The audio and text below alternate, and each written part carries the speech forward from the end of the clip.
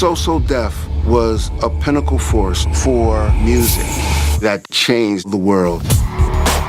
ATL, let's turn the up. Back in the early 90s, the South wasn't prominent. There wasn't a lot of Southern people getting played on the radio. LA was known for Snoop and Dr. Dre. New York, Eric B. and Rakim. So Def helped Atlanta get on the map. JD was the first person to make Atlanta really pop. His train of thought was different than the average CEO, because he had a variety of artists. Most labels were focused on rap or just focused on R&B. He was able to do them both. She's a rapper. He's a diva. Devo.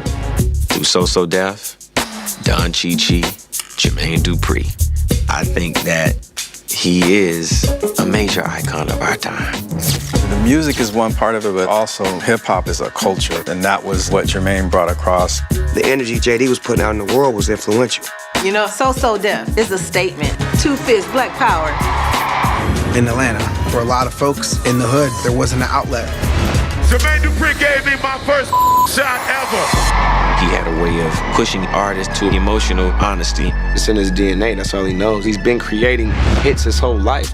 So Def marked Atlanta as a hot spot of music. Like, hello, we're talented, and we have a sound and a style and a vibe that no one else possesses. Everybody that he's touched has been successful because he put the right spirit in it. He created a brand that people could relate to. So Def has changed hip-hop for the world, and JD is a musical genius.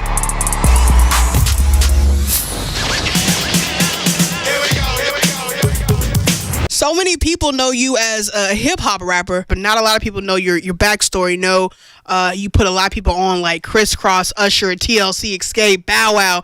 You also written for a lot of these major artists like Mariah Carey, Usher, Jay-Z, Jagged Edge. For this documentary series, is it going to be like, you know, the Jackson 5 American Dream, where you get like 3 or 4 parts to your story? Because it's a lot. I mean, people keep asking, and I guess if you know how TV works. If the ratings are right, then I'm sure that's probably what'll happen next.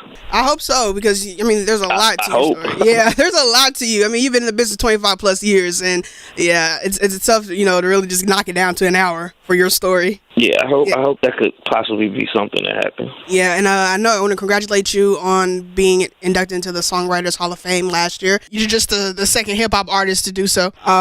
When you're writing music, you're writing songs, do you find it easier or different? Do you take a different direction when you're writing a song for an artist, knowing that you're writing for them? Like, they go to you, hey, Jermaine, can you write me this song? Or do you find it easier just to like freelance, free write?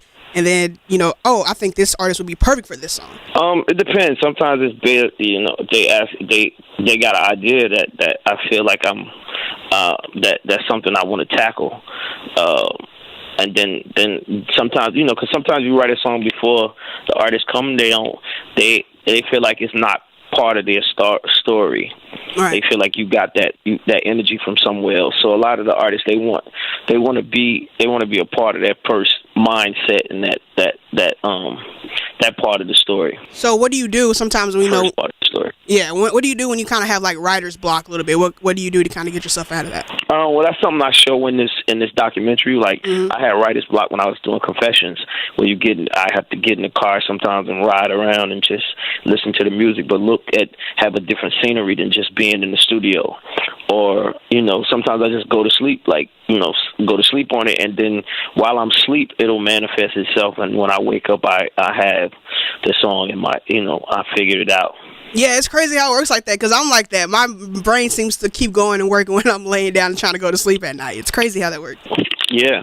A couple of weeks ago, on the BET Awards, Tyler Perry, his speech, he was receiving the Icon Award, and he mentioned how us as African Americans in the entertainment business, we try to find a seat at the table instead of creating our own seat, creating our own lane, our own path. When you started So Def 20-some years ago in Atlanta, did you kind of have that same approach and that same mindset to it? Yeah, kind of, sort of. I mean, I was determined to make it work from where I was coming from, because I was confused on why it couldn't and why wasn't it and why wouldn't it. So I was determined to answer those questions, answer my own questions. Like I said, you've been in this business for 20 plus years, I mean, is there like a moment where it just completely stands out for you, whether it's with an artist or something that you've accomplished?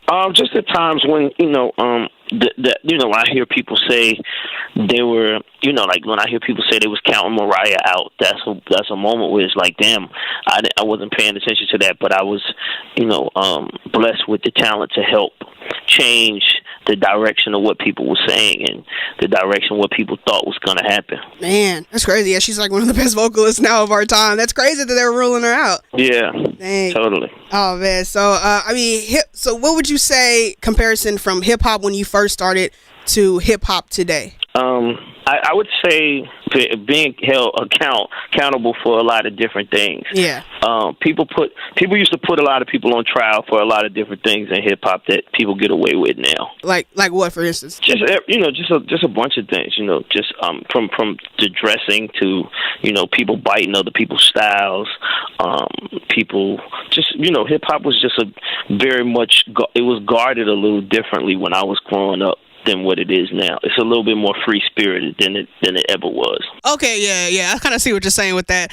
You did a couple of days ago make a comment about the female rappers today. That's getting a little heated, conversation going. But I think you responded in a great way on Twitter. You mentioned you're like, let's just put it out there. Let's have a female cipher. So you announced kind of a so deaf female cipher that you plan on doing and putting together. Do you have any more details on that? Do you have a set date or anything? Nah, I'm just gonna drop the beat. I think probably I might drop it tonight, or tomorrow. I will. That's once I drop the beat, then it's on. Yeah, I'm excited for it. Whoever wants to do it. Yeah, for sure. I think that definitely would kind of put a hush to everything that's been going on, all the talks on the female rapper side. Yeah, I mean like I said, as soon as I drop the beat, it's kind of like the Megatron challenge. Like the girls is doing that. Mm-hmm. They just doing it, and it's not really nobody. There's no timeline on it, so. It's kind of the same. Once I drop the beat, it's on whoever is on it to actually do it. Yeah, well, I'm looking forward to it. Can't wait to see what happens with that.